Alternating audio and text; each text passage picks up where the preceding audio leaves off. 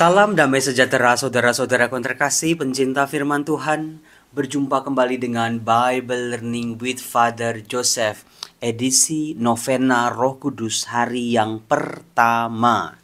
Saudara-saudaraku yang terkasih, setelah Tuhan Yesus naik ke surga, Tuhan Yesus akan mengutus Roh Kudus-Nya atas diri para pengikutnya, termasuk saya dan juga Anda. Saya mengharapkan bahwa umat beriman Kristiani, para pengikut Kristus dimanapun Anda berada, betul-betul mempersiapkan diri untuk menyambut Roh Kudus di hari Pentakosta ini. Caranya bagaimana, Romo? Caranya nggak boleh setengah-setengah, nggak boleh main-main. Karena rahmat karunia yang akan kita terima adalah Roh Allah sendiri. Karunia terbesar yang diberikan Allah kepada kita, Roh penolong, Roh yang menuntun kita, Roh yang menguatkan kita, Roh yang melindungi kita, Roh yang mendatangkan kebaikan-kebaikan dalam kehidupan kita.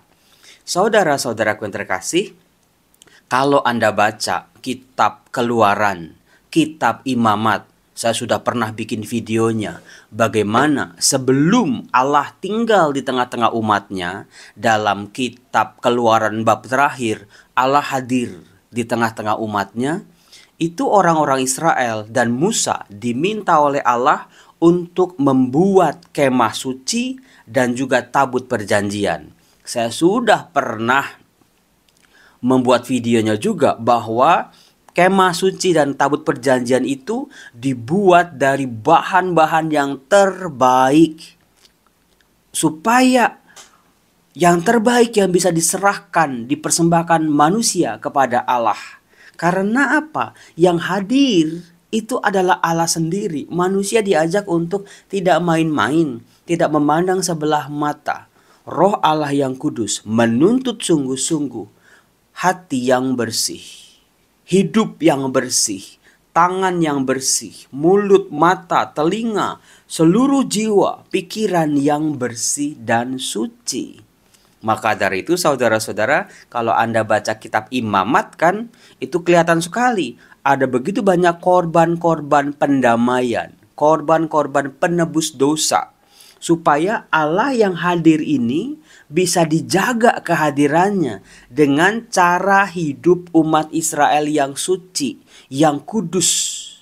Karena Allah mereka tinggal di tengah-tengah mereka, maka tindakan-tindakan dosa, perbuatan-perbuatan dosa, pelanggaran-pelanggaran terhadap hukum-hukum Allah yang membuat mereka menjadi kotor dan najis, selalu Allah lagi-lagi memberikan korban-korban pendamaian, kesempatan orang-orang Israel untuk membersihkan diri kembali, supaya bisa terus menempel bersama-sama dengan Allah. Saudara-saudara yang terkasih, maka kuncinya adalah betul-betul nih kita diberi kesempatan oleh Allah, oleh gereja kudus, untuk mempersiapkan sungguh-sungguh Pentakosta. Tuhan dalam bentuk Roh Kudus-Nya yang kita terima menuntut hati yang bersih. Kita siapkan hati kita sebagai singgasana tahta Allah yang mulia, supaya Allahnya bisa tinggal di dalam diri kita. Dalam video saya sebelumnya saya menyebut kita bekerja sama dengan rahmat Allah. Saudara-saudaraku yang terkasih, di video ini sebetulnya saya mau bersharing. Selain saya menjelaskan ayat-ayat kitab suci, tetapi menurut saya sharing tentang kebaikan-kebaikan Allah pasti jauh lebih berbunyi, jauh lebih menyentuh banyak orang. Yang mau saya sharingkan adalah mukjizat yang terjadi, yang saya alami bersama teman-teman saya, berkaitan dengan kebaikan Tuhan yang sungguh nyata dalam kehidupan banyak orang. Jadi begini, kemarin hari Kamis, hari kenaikan Tuhan, meskipun itu hari libur, saya harus rapat di BSD. Kalau Anda yang menerima broadcast saya menulis salam dan doa Romo Yosef lagi rapat di BSD. Itu saya bersama teman-teman KPKS cabang BSD. KPKS apa sih, Romo? Kursus Pendidikan Kitab Suci. selama 3 tahun. Kalau yang di BSD itu kursus hari Sabtu dari pagi sampai siang selama 3 tahun. Jadi ceritanya begini. Saya mulai dari begini. Bagaimana mukjizat itu terjadi. Bener-bener deh. 9 tahun yang lalu, ada umat yang tinggal di daerah BSD, Alam Sutra, Villa Melati Mas di daerah Tangerang harus menempuh perjalanan yang begitu jauh untuk bisa ikut kursus pendidikan kitab suci Santo Paulus di Tebet, Jakarta Selatan.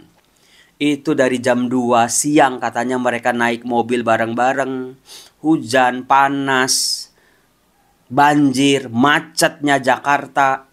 Padahal kursusnya baru dimulai jam setengah 6 pada waktu itu. Begitu setiap Selasa Jumat selama 3 tahun.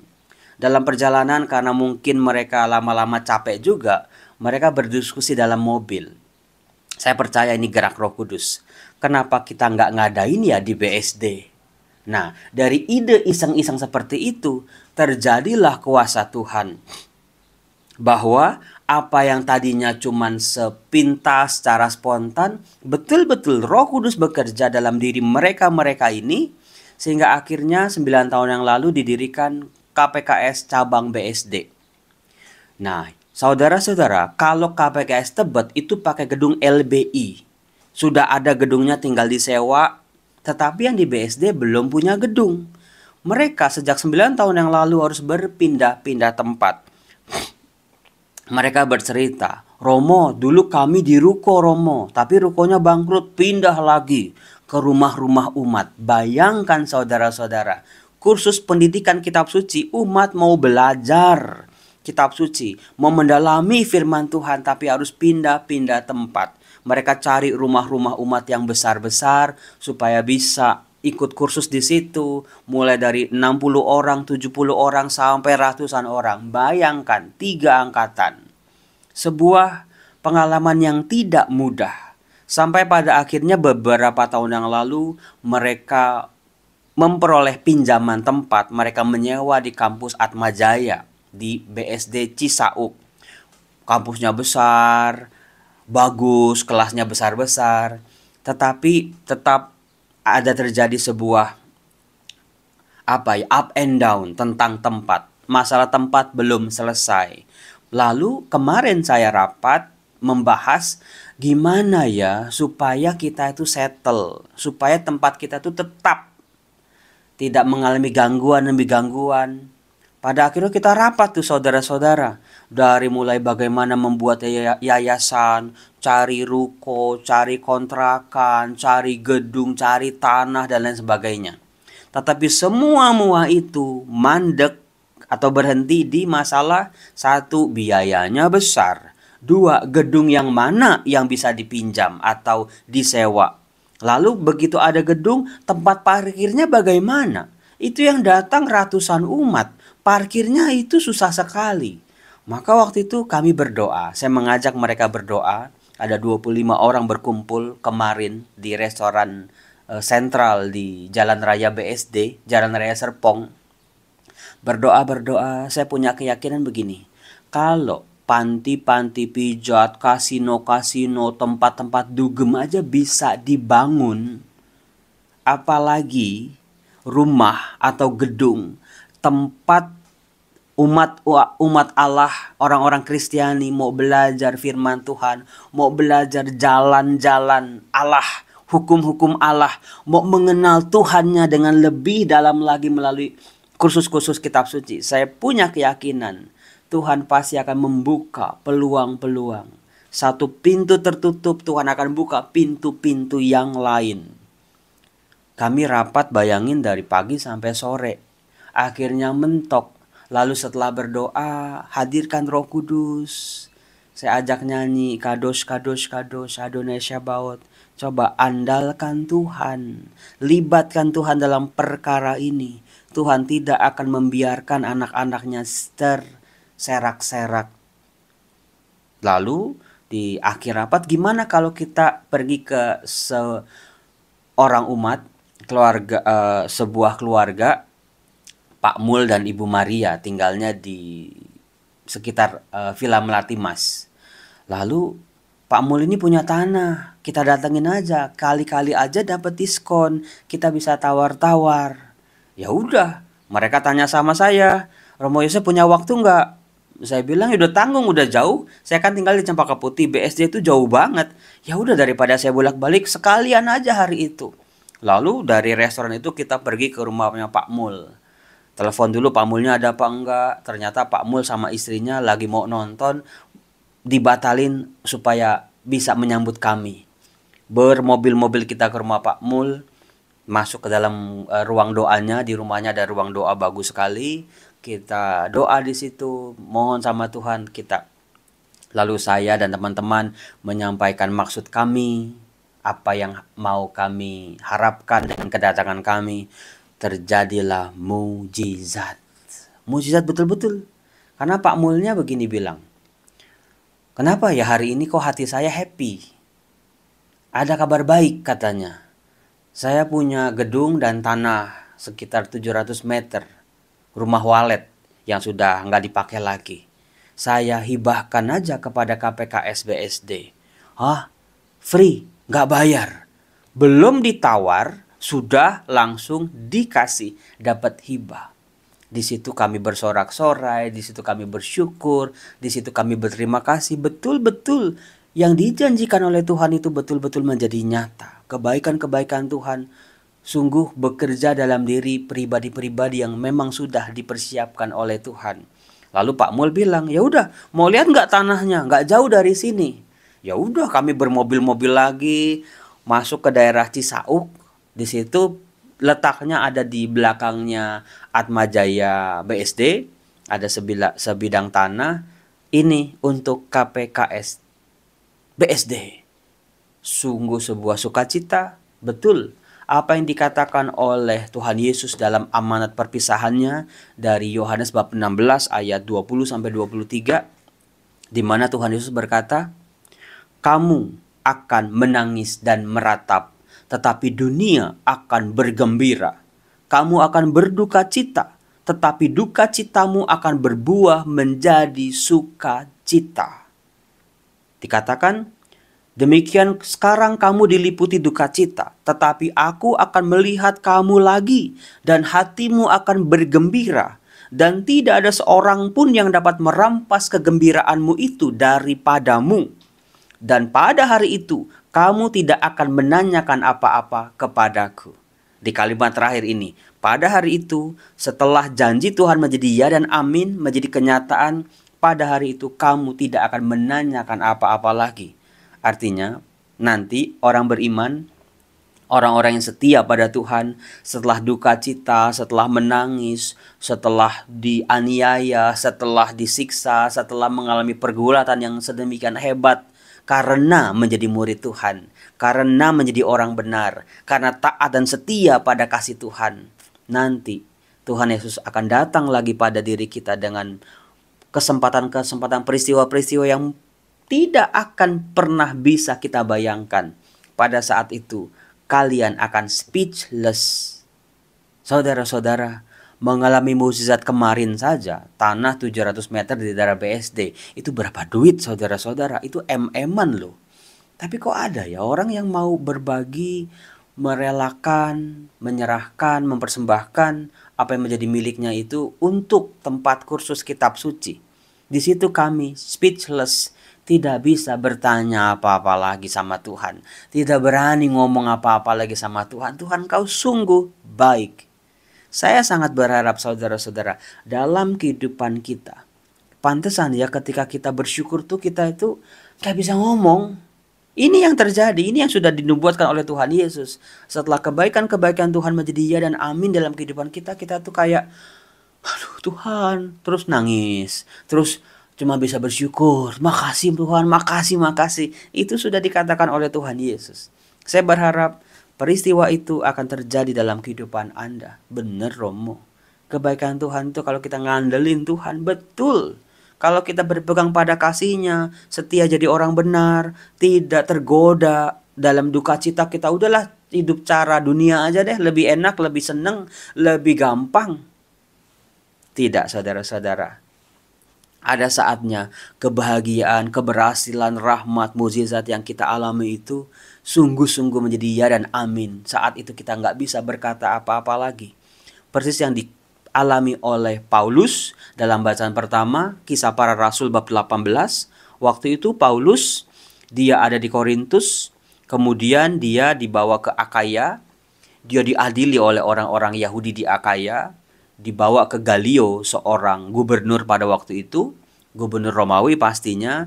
Dia dibawa ke pengadilan, siap-siap diadili. Tapi Galio, orang Romawi itu nggak mau campur-campur sama urusan-urusan agama. Mereka hanya mengurusin soal-soal dunia, soal-soal sekuler. Maka seperti Pilatus waktu itu, nggak mau campur tangan mengadili Yesus dengan orang-orang Yahudi. Demikian juga sekarang Galio, ini bukan urusanku, karena ini bukan perkara soal perbuatan-perbuatan kejahatan atau pelanggaran. Lalu akhirnya Galio mengusir mereka semua. Pada akhirnya Sostenes, kepala rumah ibadat yang siap-siap mengadili Paulus waktu itu, dialah yang digebukin. Dikatakan Sostenes, kepala rumah ibadat, mereka memukuli Sostenes di depan pengadilan itu. Tapi Galio nggak mau peduli juga.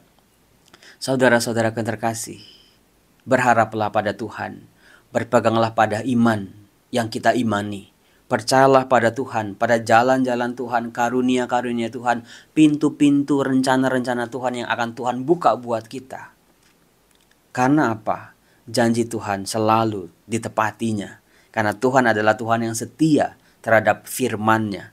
Tinggal bagaimana dengan kita dalam menjalani ini sebagai anak-anak Allah ini, dalam kesetiaan, hidup benar, teguh dalam iman, tidak goyang sana, goyang sini, menjadikan kita lembek dan lemah. Saudara-saudara, ada Sabta Karunia Roh Kudus. Nanti Anda cek sendiri Sabta Karunia Roh Kudus. Ini masih ada 9 hari ya. Coba deh di hari pertama, apa yang mau Anda renungkan dari salah satu Sabta Karunia Roh Kudus itu? Roh pengenalan akan Allah kah? Roh kemurnian kah? Atau roh-roh yang lain? Karunia-karunia yang lain? Silakan Anda coba dalami. Saya mengharapkan orang-orang Kristiani ketika di Pentakosta itu bukan peristiwa yang cuma lewat sambil lalu biasa. Tapi betul-betul gereja mengajak umatnya untuk mempersiapkan diri dengan sungguh-sungguh. Sampai kita betul-betul seperti para rasul menerima Roh Kudus yang mengubah kehidupan kita, yang membangkitkan kita kembali, betul-betul mentransformasi kita menjadi pribadi-pribadi yang luar biasa bersama Tuhan. Saya Romo Yosef akan berdoa untuk Anda. Utuslah Roh-Mu ya Tuhan dan jadi baru seluruh muka bumi. Utuslah Roh-Mu ya Tuhan dan jadi baru seluruh muka bumi. Utuslah Roh-Mu ya Tuhan dan jadi baru seluruh muka bumi. Ya Tuhan, meskipun iman kami tidak kami dasari dengan mukjizat-mukjizat, tapi dengan rasa percaya yang teguh pada kemah kuasa-Mu. Jadikanlah hidup kami baik. Pulihkanlah kehidupan banyak orang yang sedang tidak baik-baik saja. Pulihkan kesehatan kami. Pulihkan semangat hidup kami. Teguhkan kembali iman kami. Kuasa Roh Kudus bekerja dalam diri kami. Beri kami kemurnian, beri kami kekudusan, sehingga Roh Kudus bisa turun dan bertahta dalam hati kami, dalam keluarga kami, dalam pekerjaan kami, dalam pelayanan kami. Dalam nama Bapa dan Putra dan Roh Kudus. Amin. Salam damai sejahtera. Tuhan Yesus memberkati. Salam. Salam damai sejahtera saudara-saudaraku terkasih. Bersama saya ada pasangan Pak Mul dan Ibu Maria. Kami dari KPKS BSD sedang mencari-cari tempat untuk membangun sebuah gedung tempat kursus. Nah, hari ini hari kenaikan Tuhan, kami dapat hadiah dari pasangan Pak Mul dan Ibu Maria ini sebidang tanah. Ini sama gedung itu. Sebesar itu, maka kami mohon doa dari Anda semua dan juga kerjasama dari Anda semua. Semoga KPKS di BSD nanti suatu saat punya gedung yang mandiri, tempat banyak orang bisa belajar mendalami firman Tuhan. Saya mohon doanya ya, dan juga partisipasi dari Anda semua. Karena untuk bangun ini juga butuh biaya ya. Bye-bye.